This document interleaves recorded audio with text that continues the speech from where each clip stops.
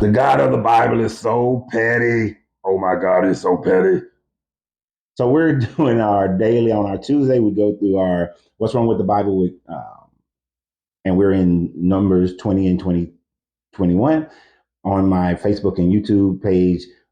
Why I Left Religion with Coach Renz. We're going live today around 1:15. I hope you guys can join us there. Today we're doing Numbers 20 and 21. We've done all the other books leading up to this one, and we're going to see how petty this God is and how Miriam doesn't matter and how Aaron got to die butt naked on the mountaintop, and serpents biting people and idols being made, which goes against what he said, and they're killing people, which goes against thou shalt not kill. And we're going to be talking about those things and the contradictions in this book and the just heinous behavior and the pettiness of this God. But before I even go there, because we're reading this one, 20, there was an issue that occurred on one of my other videos, and let me explain that one. I want to give people some proper credit, and then I want to try to help somebody else as well.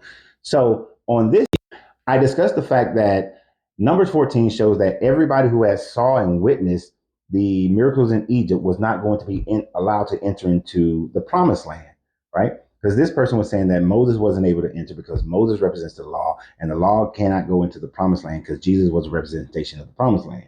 But the law actually did go into the promised land because back then that's who went into the promised land. He was trying to make it more metaphorical than it really is and all this kind of bullshit. And I used Numbers 14 to do so. But there was a more definitive reason why Moses himself individually couldn't go in that I did not mention, but I used that as a general one, and I was so therefore corrected. And I don't mind being corrected. Actually, I love being corrected because if I got something wrong, I'd rather know that I got it wrong or there was more information to it. And in this one, I'm gonna say there was more information to this situation than not. So I'm gonna give a partial credit to.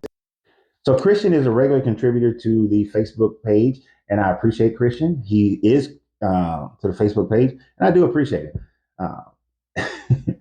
We ain't cool all the time, but what we talk about was most of the time we disagree. He was correct. It was about Moses, clicking on a rock and creating water, and that we're going to cover that today in Numbers 20. So he was right.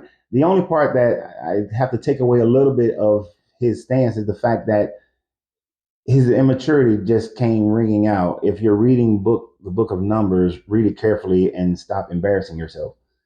I'm not embarrassed that it's not like my answer was completely wrong.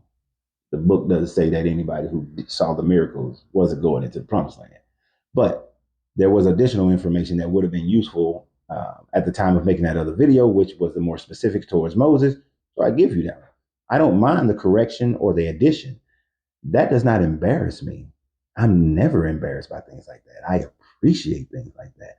The fact that you would think that somebody would be embarrassed by that just shows that your lack of maturity, because you yourself would then be embarrassed by a situation like that.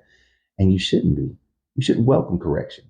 Being able to welcome correction is a sign of wisdom, is a sign of maturity. I hope that one day you gain it. And let me show you how you could have better phrased your response. This is another great contributor to the Facebook page, Henson.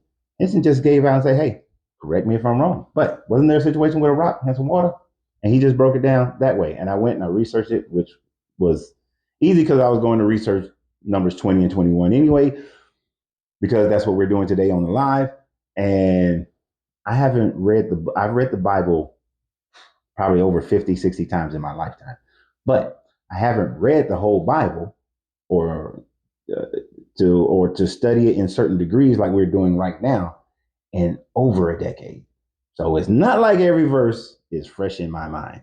So I appreciate the help from great people like Henson and even Christian. It's just, I'm always bewildered by the people who feel like the only way that they can get their point across or that they force themselves to be rude instead of just saying that, hey, we may disagree, but we don't have to be disagreeable. But hey, join us today, 1:15, and then join in the conversation. Facebook, YouTube, Why I Left Religion with Coach Renz. Great to have you guys. Have a great day. Remember, always, you got to free yourself to be yourself because your greatness is non-negotiable. Good journey, good vibration.